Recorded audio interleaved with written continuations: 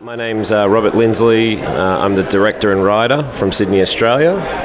My name's Sam O'Dell, and I'm the actor from Sydney, Australia. So give us a little bit of synopsis of the short, Nowhere, Arkansas. So it's set middle of nowhere, Arkansas, 1863. A Confederate veteran haunted by his past hunts redemption in the form of a famous bald eagle that belongs to the Union Army. Where did the inspiration for this short come from? I'm a bit of a history buff, so I did a bit of a deep dive on one of my nights on the internet and came across the story of this famous eagle called Old Abe, who was, I think it was the 8th Wisconsin Infantry Regiment. He was the mascot for it, and it was a really cool story because basically they were going into battle and the eagle would fly in a battle with them, and the Confederate generals basically stopped their men shooting the Union soldiers and told them to aim at the eagle at the sky. So I just took that sort of anecdote and ran with it and made my own fiction from it, which is what became Nowhere, Arkansas. So it's such a beautiful film. So thank you. You know, you had to come to Northwest Louisiana to film this. So you guys coming from Australia had a little bit of logistical. So where did the process start? Did you guys storyboard in Australia? And when did you first come to Northwest Louisiana to scout out locations? So our producer Alex Jeffrey is based out of Shreveport, so he did a lot of the heavy lifting in as far as finding the locations and basically sending me photos for me to, approve or disapprove, and we sort of did the location scout that way. The storyboard side of things, we more or less did on the fly on the set as we shot it. That's just a process that we've got. Our cinematographer Joel tends to like to be on set and on location and see what's in front of him, and then sort of builds the shots in his head from there. So, but yeah, as far as the whole process, it was about 2 years in the making that we raised the money and logistically got it in a place where we could come in May. Did it in about 4 days, and then we're back again for the festival. So, what is your impressions of Northwest Arkansas? Because there's not really, locations like that in Australia there is here. I mean, it is in the wild. There's a real. I mean, look, we do have. Well, do you want to answer? Yeah, because got the lay of the land. There's a lot of places at home that emulate the same landscape. So it wasn't so much that, it was more about the story. And that's why we're here, because we're going to tell an Indigenous story. And Indigenous affairs at home are kind of close to our heart. So we thought that we'd come here because it's part of the parameter for the Film Prize. And that's why we're here. But to answer your question, we could find similar locations at home, definitely. Yeah, there's lots of forest, lots of trees. But there's something about Louisiana that there's a vibe, and being in the heat, the swamp, the flies, it kind of gave you a feeling of what it would have been like for those people that lived outside, those soldiers that were cast away because they couldn't fight, those soldiers that were wounded and didn't have medical attention, and just it's a harsh landscape.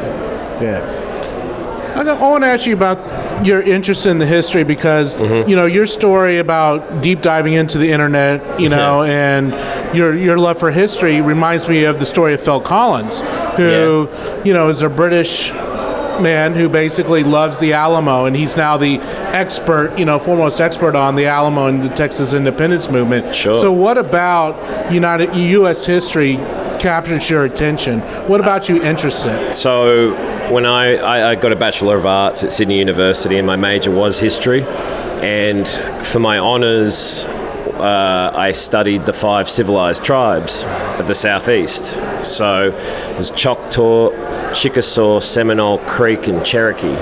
And part of that history was the Trail of Tears, where they were all packed up and forced migration to Oklahoma. So I've always had an interest in the Native American history and the history of the First Peoples, and it's a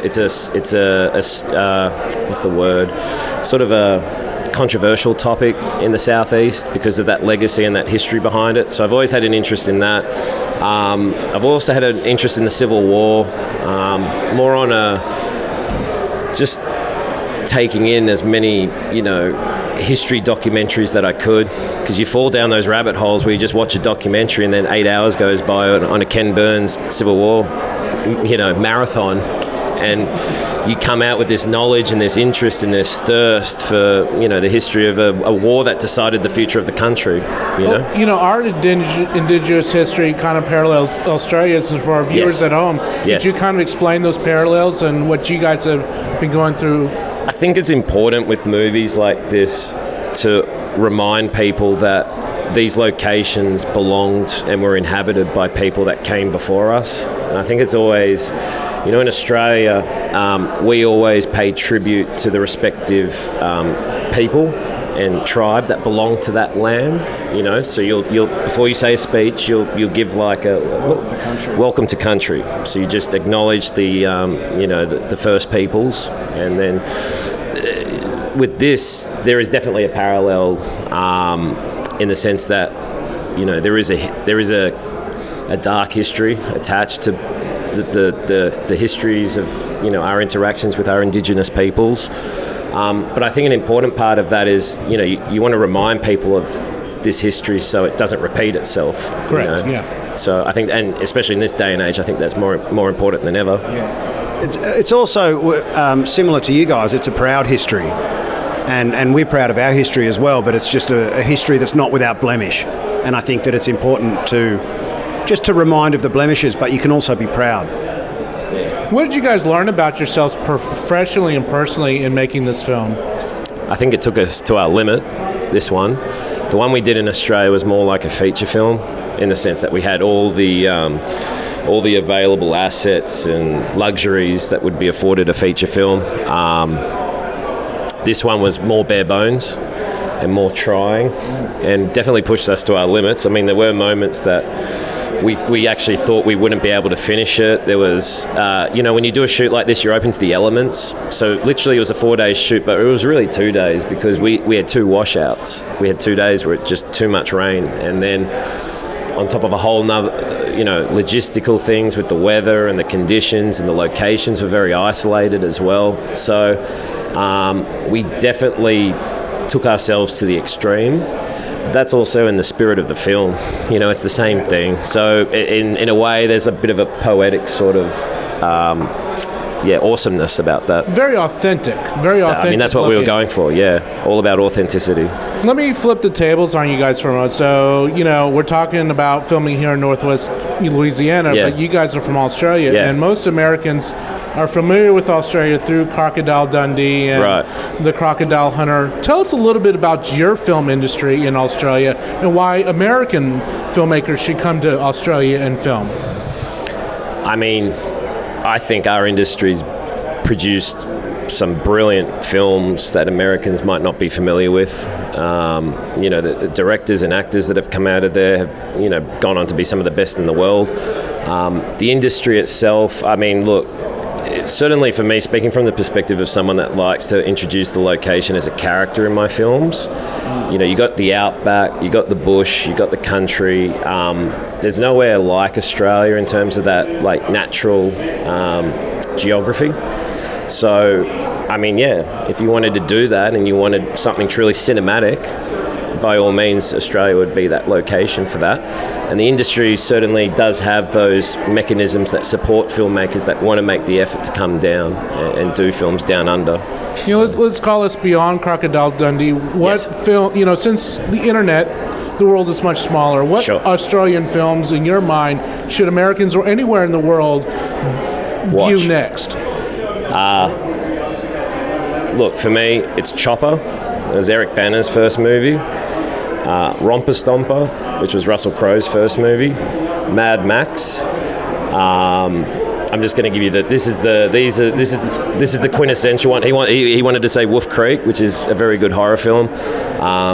Animal Kingdom was probably the last great one that I remember. That pretty much rebooted Ben Mendelsohn's career, if you're familiar with Ben Mendelsohn. Look, you name any of them, and there's always a Hollywood-sized Australian actor attached to it. Mad Max was Mel Gibson, Chopper's Eric Bana, Animal Kingdom's Ben Mendelsohn. I think I think Australian cinema has kind of a darkness to it. Yeah, and it's hard for a lot of the American audiences don't really like that. I think it's got to do with our convict past. We've got a darkness to our cinema, so there's only certain things that they'd take to, the American audience, and it'd be, for them to come down and make something, it's got to be an American story, I think. Definitely. I think the Australian filmmakers come up with their own stuff, and it's not for everyone sometimes, and that's why sometimes a lot of good stuff doesn't break through, because of just that darkness to it. Not everyone will buy it, pretty much. I really do appreciate. Thank you so much thank for you so sitting much, down. man. Thank you for making such a great film. It's Oh, no. beautiful. Oh, that's thanks. Thank you so much.